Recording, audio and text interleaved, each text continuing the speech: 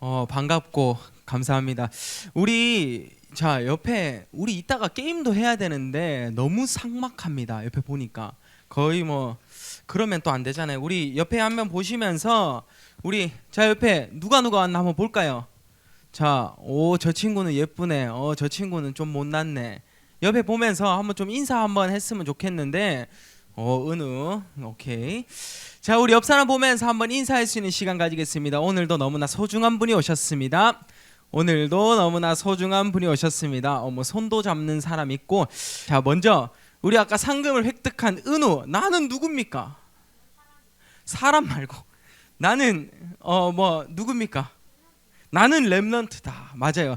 렘넌트라는 이 자체가 너무나 중요해요. 오늘 처음 오신 분도 있고, 그리고 뭐 왔다가 못 나오신 분도 있고, 그리고 기존에 계속 나오신 분도 있을 겁니다. 내가 렘넌트라는 이 사실이 너무나 각인이 돼야 돼요. 그래서요, 렘넌트에 여러분 이 말 아십니까? 너랑 나의 연결고리 아세요? 연결고리.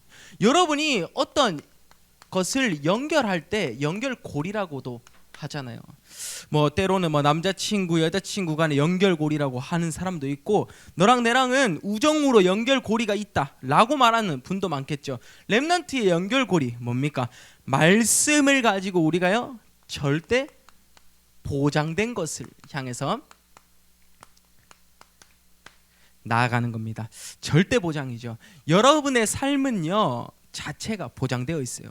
우리가 한번 지금은 조금 그래도 말씀 시간이니까 여러분에게 한번 물어보고 싶은 게 있습니다. 지금 여러분에게는요 걱정이 있으십니까? 지금 여러분에게는 이것 왜 좀 마음에 안 드네 라고 생각하시는 분 없으세요? 일단 답부터 내려드립니다. 걱정하지 말라. 우리 렘넌트 걱정할 필요 없습니다. 지금 첫 번째로 볼 내용은요, 우리 렘넌트가 현실적인 문제, 어린 우리 렘넌트들 무엇을 생각하고 있습니까? 나는 공부만 생각하면 머리가 너무 아파. 없어요? 공부만 생각하면 나는 왜 이렇게 잘 안 되지? 라고 생각한, 제가 예전에 허찬영 렘넌트와 공부를 했는데 찬영이가 공부만 하면 왜 안 될까 하고 눈물을 흘리더라고요. 제가 얼마나 마음이 아프던지. 네, 진짜 울더라고요. 나는 왜 했는데 저는 안 될까요? 이러면서 틀리고 와가지고 제가 객관식이 1번부터 5번까지가 있었는데 6번을 틀린 친구예요. 한 번씩만 찍었어도 다 맞겠죠. 한 번은 잘 찍는다 이 말이죠. 자, 그래서 공부가 그만큼 힘들었다. 근데 공부가 중요한 게 아니에요. 여러분에게 또 말하고 싶은 게 있어요. 무엇이냐? 여러분의 지금 미래, 나는 커서 무엇을 할까라고 생각하는, 걱정하는 사람도 많겠죠. 나는 이런 회사에 취업을 하고 싶은데, 나는 이런 직장에 취업을 하고 싶은데 어떻게 해야 될까? 그리고요, 많은 사람들이요 요즘은 이런 거를 많이 질문한다고 해요. 뭐냐? 나는 왜 살지? 네, 이런 질문은 좀 웃음소리가 들리긴 했는데 제가 모른 척 하겠습니다. 나는 왜 살지? 나는 왜 살고 있을까요? 여러분이요, 지금 스스로에게 많은 우리 렘넌트와 그리고 사람들이요 현실적인 문제에서 걱정을 많이 하고 있어요. 근데 걱정할 필요가 없다니까요. 그 답을 이따가 또 알아볼게요. 두 번째입니다. 그래서요, 많은 사람들이요 또 어떤 문제 속에 있냐? 가정 문제 속에 있어요. 가정. 우리 집은 왜 이렇게 외로울까? 여러분 요셉 이야기 아시죠? 요셉은 형들이 요셉을 버렸어요. 그리고 팔았어요. 그리고 요셉은 감옥을 갔죠. 외로움 속에서 문제라고 생각하는 사람도 있을 거고요. 왜 우리 가정은 계속해서 싸우기만 할까?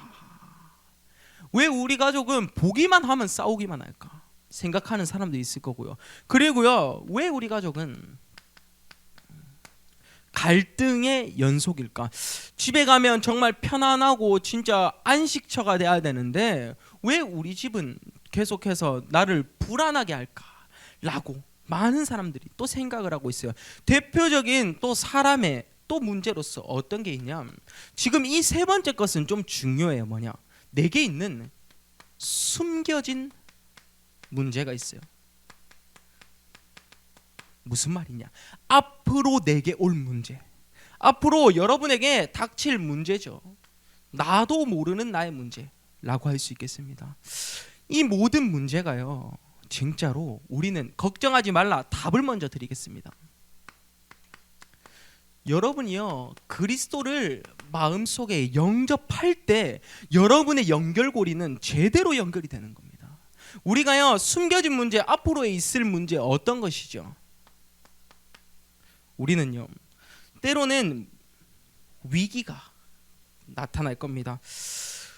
청년이 되면 직장 상사와의 위기도 오고요. 그리고 우리 어린 학생들은 인간관계 속에서도 나타날 수 있고요. 그리고요, 나는 이것 때문에 시험 든다 해서 삐지기도 하죠. 시기 질투, 각종 많은 것들이 있을 거예요. 근데 우리가 요 속에서 답을 오늘 찾아보고자 합니다. 무엇이냐? 우리 많은 렘넌트들은 알 거예요. 내게 있는 각인이죠. 나는 어떤 게 머릿속에 지금 각인되어 있습니까? 여러분은요? 여러분은 어떤 것으로 지금 나의 삶이 행복하다, 불행하다 라고 또 나누고 있나요? 그리고요, 이 가정 문제는요, 외로움, 싸움, 갈등에서는 우리는 기초적인 뿌리라고 하죠. 단추도 첫 번째 단추를 잘못 끼우면 밑에 단추를 잘 끼울 수가 없겠죠. 여러분이요, 제대로 된 첫 번째 시작을 하라는 거예요. 근본.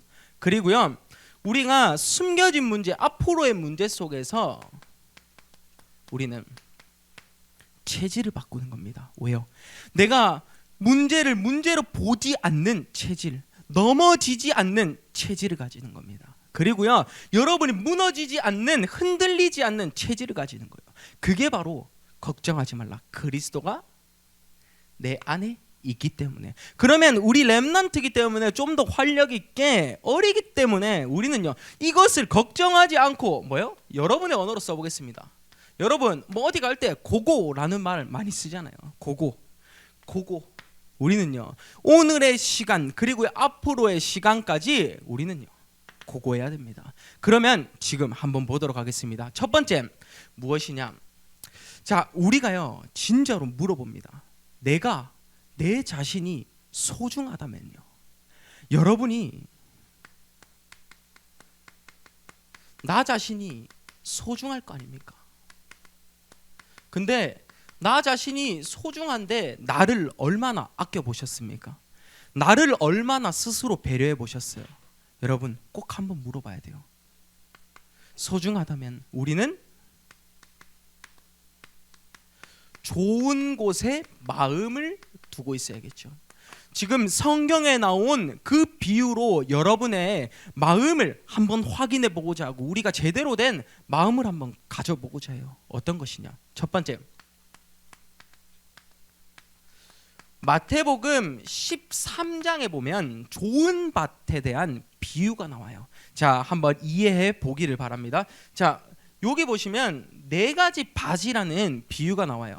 첫 번째 밭은요, 길가입니다. 자, 여러분이 참고로 이해해 주셔야 될 게 뭐냐면, 저는 그림을 잘 못 그려요. 그래서 제 그림을 너무 평가하지 마시고 그냥 보는 겁니다. 아셨죠? 이해만 해주세요. 자, 길가밭에 예를 들어 봅니다. 자, 요거는 아스팔트. 자, 아스팔트 사거리입니다. 사거리.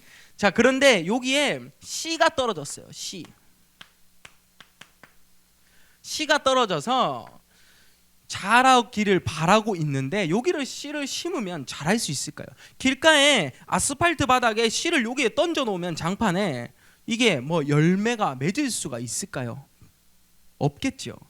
여러분이, 사람들이 왜요? 밟기도 하고요, 여기 아스팔트에는 자동차가 돌아다니면서 이 씨를 밟기도 해요. 그러면 두 번째 우리가 비유를 한번 보자고요. 돌이 있는 돌밭에 씨를 뿌리면요, 열매를 맺을 수 있을까요? 돌밭에요. 뿌린다 칩시다. 맺을 수 없겠죠. 왜? 아실 겁니다. 온도가 안 맞아요. 이 돌에는요, 저녁에 되면 정말 온도가 낮아져서 우리 열매를 맺을 수 있는 온도 차이가 너무나게 나게 되죠. 세 번째 밭은 어떤 것이냐면요, 가시밭입니다. 가시밭. 여기에 씨를 뿌린다고 생각을 한다면 처음에는 가시와 함께 자랄 수 있겠죠. 근데 조금만 이제 자라다 보면요, 가시와 엉키게 돼요. 그래서요, 찔려서 자랄 수가 없는 거예요. 그래서 마지막 비유가 어떤 비유가 남아 있냐면요, 옥토밭이에요. 이 옥토밭은 어찌 보면 여기는 햇빛도 있고, 그리고요 여기는 흙도 있고 토양이 갖추어져 있고, 뭐 비가 내리니까 양분도 갖추어져 있고 많은 것이 갖추어져 있는 겁니다. 여러분은 이 네 가지 밭 중에 어디에 속해 있습니까? 다시 말로 쉽게 얘기하면 이 모든 길가 돌밭 가시밭은 열매를 맺을 수가 없어요. 씨를 아무리 많이 뿌려도요. 그런데 이 옥토밭은 한 개, 두 개, 세 개, 네 개, 다섯, 여섯 개 뿌리면 뿌리는 대로 열매가 맺기 시작하는 거예요. 여러분 아시겠습니까? 여러분의 마음이 가장 좋은 곳에 있어야 된다 이 말입니다. 여러분의 마음이 정말로 싹 트는 그곳에 있어야 돼요. 그게 어디냐? 하나님 품 안에서.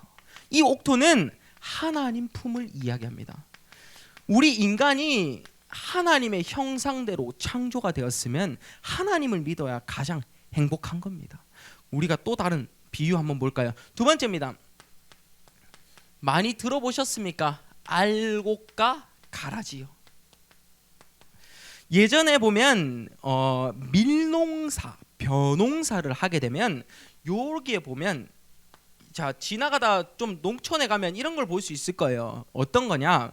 여기에 알곡들이 들어있어요. 이것을 빼고 나머지는 다 버리거든요.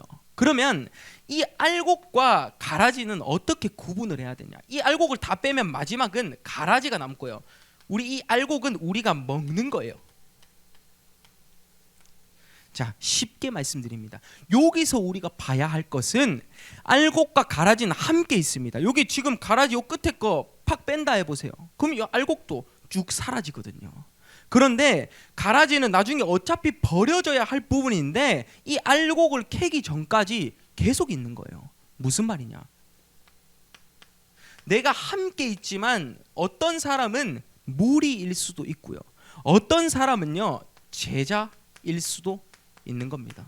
지금 여러분 옆에 많은 친구들이 앉아 있어요. 근데 진짜 저 친구는 괜찮네, 아니 진짜 저 친구는 나중에 떠나갈 사람이네. 우리 인간관계에서도 그런 말 많이 하잖아요. 저 친구랑은 내가 평생 갈 수 있겠다. 근데 또 다른 친구랑은 저 친구랑은 내가 평생은 아니고 한 1년 보고 말 사이다. 이런 거 평가하잖아요. 여러분이요, 교회 내에서도 우리가 하나님의 말씀을 따라가는데 뭐요? 꼭 필요한 알곡이 되는 겁니다. 알곡 아셨죠? 그러면 이 비유를 통틀어서 세 번째는 겨자씨입니다. 겨자씨. 자, 혹시 우리 렘넌트 은우는 겨자씨라고 본 적이 있습니까? 본 적이 보통은 없을 거예요. 이 겨자씨는 여러분의 눈에도 잘 보이지 않아요. 점 하나 있는 씨. 근데 이 점 하나 있는 씨가요, 나중에 어떻게 되냐? 나무가 돼요. 여기선 이 작은 이 씨가요, 나중에 시간이 지나면 나무가 돼요. 여러분도 언젠가는 클 거 아니에요. 그런데 여러분이 이 큰 나무같이 겨자씨 같은 이 작은 믿음이, 하나님을 믿는 이 믿음이요, 나중에는 풍성하게 열매 맺는 그 순간이 온다라는 말이에요. 여러분 기억하시고요. 네 번째입니다. 그러면 겨자씨만한 믿음, 그리고요 누룩 비유를 들죠. 자, 빵을 그냥 밀가루에 있다가 이 누룩 효소를 넣으면요, 빵이 부풀어지기 시작해요. 이때 꼭 이거는 필요한 과정이죠. 여러분의 마음이 믿음으로 더더욱 부풀어져야 된다라는 말을 하고 있는 거죠. 여러분 아시겠습니까? 다섯 번째입니다. 그러면 또 마태복음 13장에는요 감추어진 보화 이야기가 나와요. 자, 이것도 좀 설명을 해드리고 싶어요. 자, 예를 들어서 설명을 해드릴게요. 제가 만약에 예를 들어서 여러분이 어떤 하인이라고 칩시다. 하인. 자, 주인이 있어요. 주인이 있는데 나는 하인이어서 너 여기 와서 나 일 좀 도와줘 하고 밭에 간 거예요. 밭에. 근데 거기를 갔는데 고구마를 캐러 갔는데 이 안에 뭐가 있었냐? 금덩이가 있고 요 안에 뭐가 있었냐? 다이아몬드, 뭐 인삼, 삼삼, 우리 할머니 할아버지들이 좋아하는 게 들어있었어요. 여러분은요 이 밭을 사고 싶으십니까? 아니면요 그냥 근데 주인은 몰라 이게 있는지. 어때요? 사고 싶으십니까? 아니면 아 이거는 그냥 이 주인 거지 하고 놔두고 오고 싶으십니까? 한 개라도 가지고 오고 싶잖아요. 금덩이가 있다니까, 다이아몬드가 있다니까요. 근데 한 개라도 안 가지고 올 수 있으세요? 무슨 말을 하고 싶은 거냐? 이 감추어진 보화가 천국을 비유로 들어서 이야기해요. 내가 나중에 가서, 이 비유에는 이렇게 나오죠. 나중에 가서 집에 돌아와서 나의 재산을 모두 우리가 투자를 해서 그 밭을 산 거예요. 여러분, 우리가 인도에 석유가 난다고 칩시다. 사우디 쪽에요. 석유가 나는데 그 나라를 만약에 통째로 살 수 있다고 하면 여러분은 가치를 보고 거기를 사겠죠. 왜냐? 앞으로 평생 먹고 살 수 있으니까. 그런데 우리가요, 이 천국이 말하는 게 무엇이냐? 이것과 같이, 이 밭에 이 중요한 것과 같이 똑같은 비유로서 천국에 가는 데까지 나는 아낌없이 헌신하겠다, 이 말이에요. 감춘 보화가 바로 천국이에요. 여러분 이해되십니까? 우리가 그래서 여섯 번째는 어떤 거냐면요, 이 감춘 보화가 여러분은 결국에는 너무 좋잖아요. 진주 같은, 우리 옆 사람이 그래서 소중한 겁니다. 우리 옆 사람하고 한번 인사해 보겠습니다. 뭐라고 할 거냐? 자, 옆 사람 보시면서, 저는 스마일한 얼굴을 굉장히 좋아해요. 제가 요즘 좀 살이 쪄서 곰돌이 푸우 같다는 얘기를 많이 듣는데, 자, 여러분 우리 옆 사람 보면서 옆에 어떻게 생겼나 한번 봐야 되잖아요. 자, 인사할 수 있는 시간 드립니다. 뭐냐? 진주 같은 사람이 오셨습니다. 진주 같은 사람이 오셨습니다. 인사하고 있는 거 맞아요?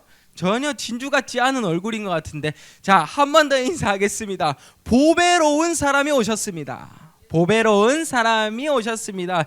여러분은 그런 정말로 좋은 진주, 뭐라고 하는지 모르겠지만 우리 친구들 뒤에서 좋습니다. 진주 같은 사람이 되어야겠죠. 마지막 7번째입니다. 우리가 손으로 잡는 것보다 물고기를요, 그물로 잡는 게 낫겠죠. 손보다요. 손으로는 한 마리 잡을 수 있다면 그물로는 거기에 던지면 물고기들이 쭉쭉 빨려 들어오는 겁니다. 무슨 말을 하죠? 우리가 사람을 살리고요, 사람을 건져내는 일을 하라, 이거죠. 우리가 이 배경을 가지고 지금 봤습니다. 하고 싶은 말은 무엇이냐? 나 자신이 정말 소중하다면요, 마태복음 13장의 비유는 단 한 가지예요. 뭐냐? 나의 마음을 어디 두고 있느냐라는 거예요. 내 마음이 지금 악한 마음을 품고 있으면요, 그 사람은 악한 사람이에요. 근데 내 마음이 선한 마음을 품고 있다면 그 사람은 선한 사람입니다. 여러분이 모든 사람을 살릴 수 있는, 정말로 뭐요? 나 자신이 소중하다면 제대로 된 것을 각인을 해야겠죠. 두 번째입니다. 그러면요, 이제는 우리 간단하게 좀 봤으면 좋겠습니다. 자, 여러분에게 있는 유혹들이 있을 거예요. 악의 유혹일 수도 있고요, 사단의 유혹일 수도 있겠죠. 이 유혹을 어떻게 해야겠습니까? 우리가 유혹을 능가할 수 있는 보좌의 능력이에요.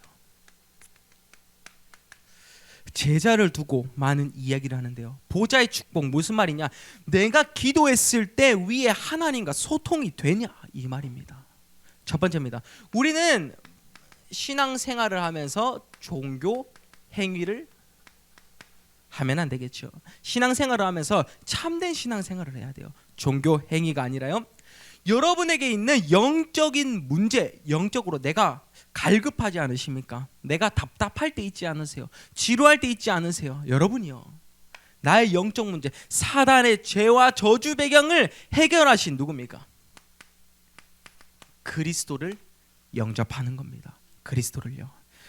간단하게 예를 들어 드립니다. 요것만 봐도 오늘의 핵심입니다. 하나님께서 인간을 창조하셨어요. 누구냐? 저는 이렇게 적습니다. 정지훈이죠. 우리 많은 친구들이 있을 겁니다. 여러분이 하나님께서 나 자신 정지훈을 창조했습니다. 그런데 우리 인간이요, 두 개로 나뉩니다. 불행하냐 아니면요 행복하냐. 간단하지 않습니까? 불행하냐 행복하냐. 불행의 기준은요 하나님을 떠났을 때 불행이 오는 거고요. 그리고 이 행복의 기준은요 하나님을 만났을 때 행복한 거예요. 우리 이 자리에 계신 분들이요, 저는 개인적으로 시간 낭비하는 걸 잘 안 좋아해요. 여러분이요 진짜로 하나님을 만나서 행복한 사람이 됐으면 좋겠어요. 이 만날 수 있는 길이 무엇이냐? 예수님을 내 마음의 구주로 영접하는 겁니다. 예수님을요, 끝이에요. 우리 기독교에서 말하는 가장 첫 번째 제일 중요한 건 이거라니까요. 행복이냐 불행이냐 나누는데 예수님을 내 마음에 영접하면 행복하다니까요. 그래서 우리는요 하나님을 믿지 않는 불신자와 그리고요 하나님을 믿는 신자 딱 두 부류로 나누는 겁니다. 오늘 정리돼서 여러분 이 예수님을 내 마음의 구주로 영접하고 싶으십니까? 진짜로요. 우리 멍한 상태 말고 예수님을 내 마음의 구주로 영접할 수 있는, 이따가 반별로 모일 거예요. 그때 영접기도 꼭 한번 해주시길 바랍니다. 두 번째입니다. 우리는 이 배경을 통해서 종교 행위가 아니라요, 우리는 하나님께서 주시는 정확한 때가 있겠죠. 시간표. 자, 많은 사람이 기도를 하다가 참 오해를 하고 있는 부분이 있어요. 기도를 하면 지금 당장 응답이 와야 될까요? 자, 한번 바꿔서 생각해 보세요. 여러분이요 지금 기도를 했다, 당장 응답이 온다, 그러면요 다 그냥 와가지고 다 예배 드리고 있어야 되겠죠. 맞죠?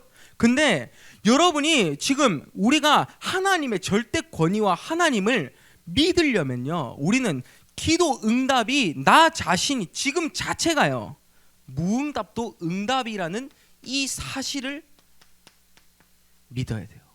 무응답도 응답. 지금 있는 이 자체, 우리가 지금 불평할 거리보다 감사할 게 많지 않을까요? 여러분의 생각 자체를 한번 터닝 포인트 해보시길 바랍니다. 작은 것에 우리 가정이 없는, 만약에 엄마 아빠 모두가 집이 나가서 내 지금 은우 나이에 일을 하러 간다고 칩시다. 이만큼 만약에 좀 어찌 보면 힘든 아이가 있을까요? 근데 그렇지 않잖아요. 그것 자체가 감사하다라는 말이에요. 초등학교 3학년에 일하면요 어떨까요? 안 되잖아요. 세 번째입니다. 우리는 그러면 우리 어릴 때 렘넌트일 때 뭐요? 여러분이 보는 것, 우리 어릴 때 보는 건 너무 중요해요. 우리 이런 나이 때는요 이 보는 거, 어떤 것을 보고 자라느냐에 따라서 여러분의 인생이 바뀝니다. 렘넌트의 복음으로 보는 것, 그리고요 듣는 것. 만약에 욕을 하는 계속 환경 속에서 있다면 그 사람도 똑같이 욕을 하겠죠. 근데 반대로 이야기하면 어떤 사람이 부모님이 정말 훌륭한 말만 계속하는 거예요. 그러면 그 사람은 훌륭한 사람으로 성장할 확률이 높습니다. 여러분은 그런 사람이 돼야 돼요.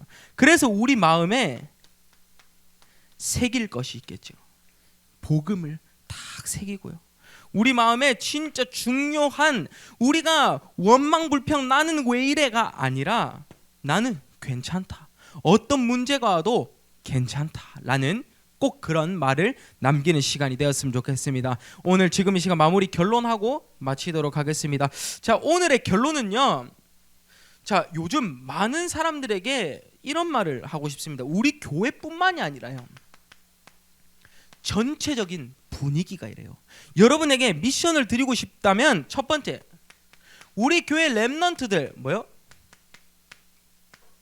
숨지 말라라는 거예요. 우리 어린 아이들은 부모님의 눈을 피해서 숨으려고 좋아하기도 하고요. 우리 렘넌트들이 어른들의 간섭하는 게 싫어서 다 숨어요. 그럴 이유가 없어요. 왜냐? 여러분은 당당해야 된다니까요. 진짜로요. 오늘 당당해야 돼요. 뭐만 여기서 나오는 배경이 오늘 성경 말씀 그대로입니다. 사무엘상 17장 45절에서 47절 말씀 풀어드립니다.